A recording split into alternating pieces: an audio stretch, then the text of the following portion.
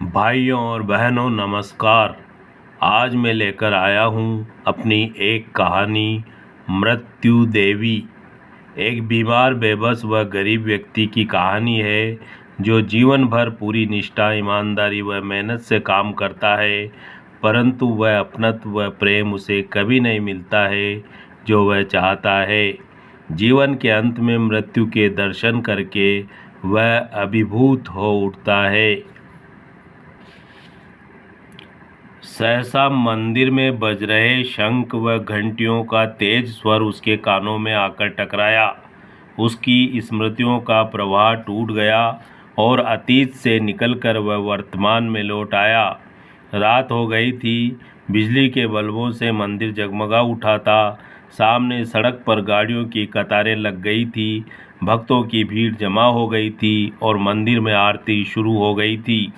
लगभग सवा घंटे बाद आरती का समापन हुआ। भगवान की जय जयकार से मंदिर गूंज उठा। प्रसाद वितरण होते ही भक्तों की भीड़ बिखरने लगी।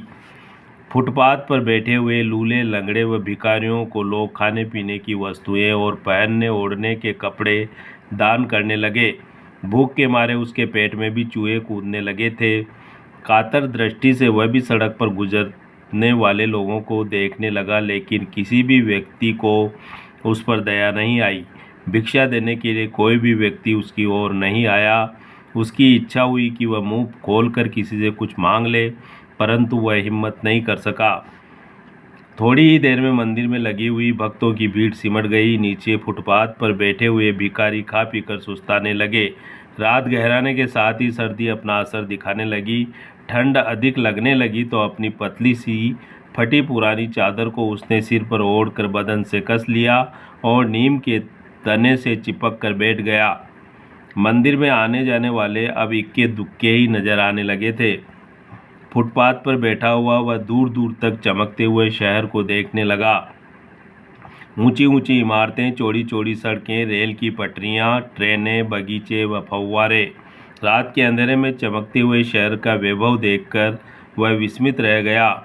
ईश्वर की बनाई हुई इस अनोखी दुनिया के बारे में वह सोचने लगा। एक तरफ विपुल संपन्नता और दूसरी तरफ अत्यधिक निर्धनता व लाचारी। कुछ लोगों के साथ भगवान भी न्याय नहीं करता है। बड़ी बड़ी बीमारियां और अपंगता देकर उन्हें लाचार व मजबूर बना देता है। उसे इस दुनिया के लोगों का व्यवहार भी बड़ा क्रूर व कठोर लगने लगा। जीवन में उसने हमेशा पूर्ण निष्ठा व ईमानदारी से काम किया है, लेकिन इसके बदले में उसे क्या मिला है? जिस प्रेम के लिए वह जीवन भर तड़पता रहा है वह उसे आज तक नहीं मिला है। उम्र के इस पड़ाव पर आकर उसके शरीर को गंभीर बीमारी ने जकड़ लिया है। जिन भाइयों का जीवन संवारने के लिए उसने अपनी ज़िंदगी का महत्वपूर्ण समय लगा दिया है, आज वे ही उसका साथ छोड़ गए हैं। इस तरह के विचार आते ही उसका मन भर आया। माँ व पिताजी उसकी स्मृतियों में उतर आए। आज अगर वे जीवित होते तो जितना भी बनता उसका इलाज अवश्य करवाते। उसे यूँ बेसहारा मौत के मुंह में छोड़कर कभी नहीं जाते। मौत की बात दिमाग में आते ही वह कांप उठा। उसके शरीर को कैंसर जैसी भयानक बीमारी ने जकड़ लिया है। मृत्यु धीरे धीरे उसकी ओर कदम बढ़ा रही है, जिसका क्रूर पंजा कभी भी उसकी गर्दन दबोच सकता है। उसके शरीर की नसों में ठंडी सिहरन दौड़ गई। भय के मारे वह कांपने लगा। अपने बदन पर लिपटी हुई चादर को उसने जोर से कस लिया और निसहाय दृष्टि से भगवान के द्वार पर देखने लगा। सहसा एक स्त्री को मंदिर की सीढ़ियां उतरते हुए देखकर वह चौंक पड़ा। लाल रंग की साड़ी, हाथों में पूजा की थाली और कंधे पर टंगा हुआ काले रंग का बैग। मंदिर के द्वार से बाहर निकलकर अपनी ओर आती हुई उस स्त्री को वह एकटक देखने लगा। सांवले रंग का गोल चेहरा, सिर के एक घने काले लंबे बाल, कानों में सोने की बालियां और कमल सी आंखें। स्त्री की सूरत व सुंदरता को देखकर वह रोमांचित हो उठा। धीरे धीरे चलती हुई वह स्त्री उसके सामने आकर ठहरी। उसकी ओर देखकर वह मुस्कुराई।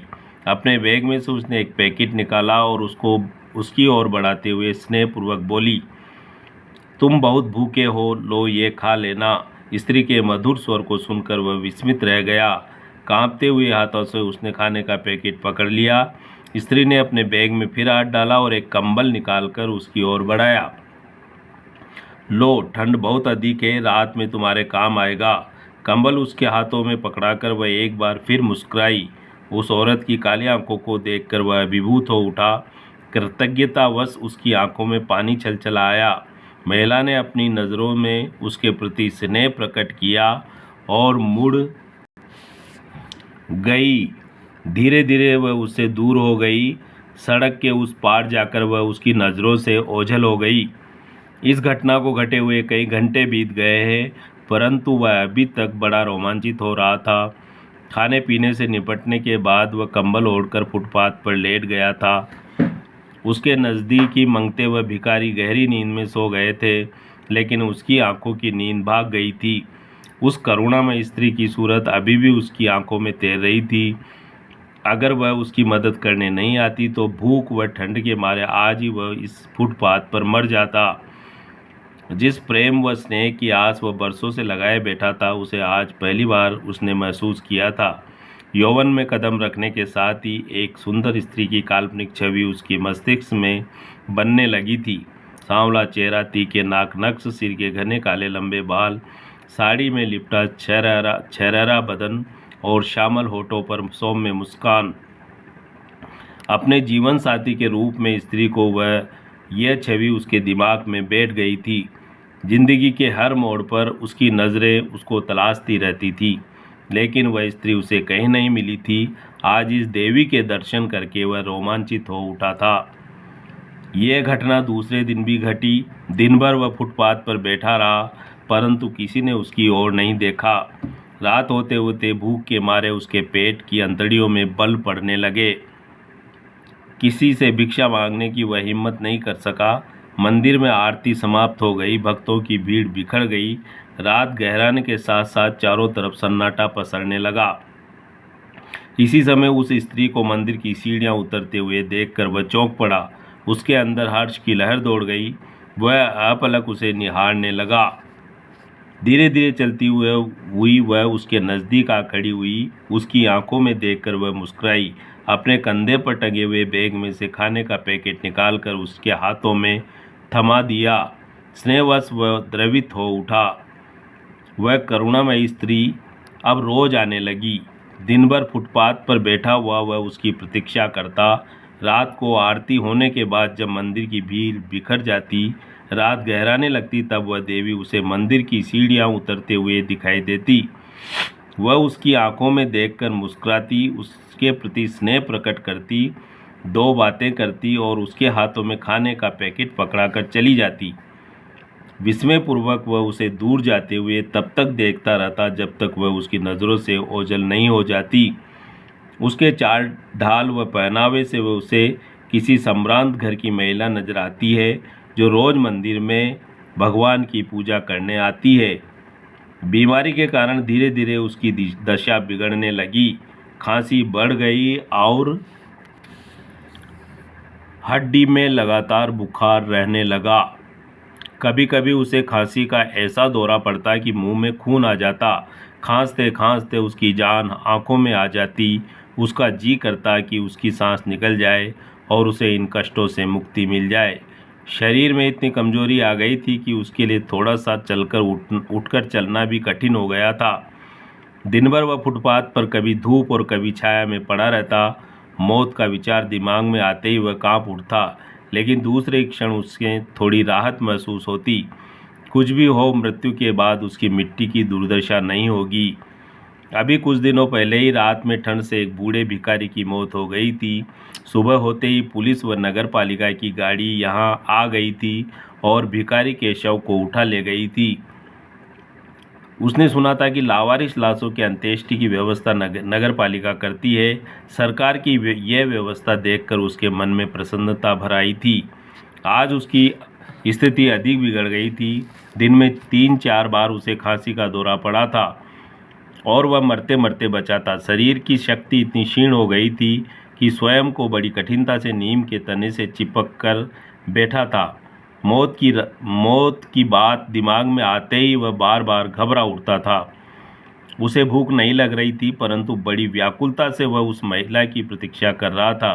कई दिनों से वह उसकी सेवा कर रही थी उसे प्रतिदिन खाना लाकर देती थी, उसके ओढ़ने पहनने का ख्याल रखती थी, उससे बातें करती थी, और वह है कि आज तक उसने उसका नाम तक नहीं पूछा है।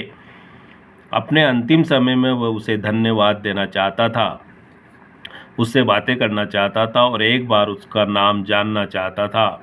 आज अनायास ही उस स्त्री के प्रति उसके हृदय में अत्यधिक प्रेम व आकर्षण उमड़ने लगा था। रात गहराने के साथ ही मंदिर में भक्तों की भीड़ कम हो गई। उसके नज़दीकी फुटपाथ पर बैठे हुए लाचार व भिखारी खा पीकर सुस्ताने लगे। चारों तरफ रात का सन्नाटा पांव पसारने लगा। उसकी दृष्टि लगातार मंदिर की सीढ़ियों पर टिकी हुई थी। देर रात तक वह महिला नजर नहीं आई तो वह हताश होने लगा। बड़ी कठिनता से वह नीम के तने के सहारे बैठा हुआ था। उसी अवस्था में लंबा समय गुजर गया। स्वयं के शरीर को संभाल कर बैठे रहने में वह असमर्थ होने लगा था। सहसा उस स्त्री को मंदिर की सीढ़ियों पर देखकर वह चौंक पड़ा। नीचे उतरकर धीरे धीरे वह उसकी ओर कदम बढ़ाने लगी। काले रंग की चमकीली साड़ी, सिर के घने लंबे खुले केश, काली आंखें और सांवला चेहरा। उस स्त्री की सुंदरता को देखकर वह विस्मित रह गया। उसके नज़दीक आकर वह फुटपाथ पर बैठ गई। स्नेहपूर्वक वह उसकी आंखों में देखकर बोली, क्या तुम अभी तक जाग रहे हो? हाँ, मैं आपकी ही प्रतीक्षा कर रहा था। कई दिनों से आप मेरी सेवा कर रही हैं, इसके लिए मैं आपको धन्यवाद देना चाहता हूँ। मुझे बहुत बड़ी बीमारी है, शायद मैं अब अधिक समय तक जीवित नहीं रहूँगा। आप कौन हैं देवी? मैं आपका नाम जानना चाहता हूँ। उसकी इस बात को सुनकर स्त्री के श्यामल होठों पर मुस्कान उभर आई। उसकी आंखों में देखकर वह गंभीरता से बोली, क्या तुमने मुझे नहीं पहचाना है? नहीं, मुझे आपकी सूरत जानी पहचानी सी लगती है, परंतु मैं नहीं जानता कि आप कौन हैं देवी। मुझे गौर से देखो, मैं मृत्यु हूँ, मृत्यु देवी। मैं तुम्हें अपने साथ ले जाने आई हूँ। उस स्त्री के इन शब्दों को सुनकर वह सन्न रह गया। उसे देखकर उसकी आंखें फटी रह गई। जिस मृत्यु से वह अत्यधिक भयभीत था, वह इतनी सुंदर व आकर्षक भी हो सकती है, यह उसने सपने में भी नहीं सोचा था। जिस काल्पनिक स्त्री की छवि उसकी आंखों में बसी हुई थी और जिसकी वर्षों से उसे प्रतीक्षा थी, आज वह साक्षात रूप से उसके सामने बैठी थी। मुस्कुराती हुई उस देवी को देखकर वह भाव विह्वल होने लगा। मन अभिभूत हो उठा। उसके अंदर हर्ष की लहर दौड़ गई। सहसा उसके शरीर की शक्ति क्षीण होने लगी। आंखों में अंधेरा छाने लगा। स्वयं के शरीर का संतुलन बनाए रखने में वह असमर्थ हो गया। धीरे धीरे वह आगे झुका और उस देवी की गोद में लुढ़क गया। तो भाइयों और बहनों, ये थी कहानी मृत्यु देवी। ऐसी ही एक और रचना लेकर मैं शीघ्र ही फिर आपके बीच हाजिर होऊंगा। धन्यवाद।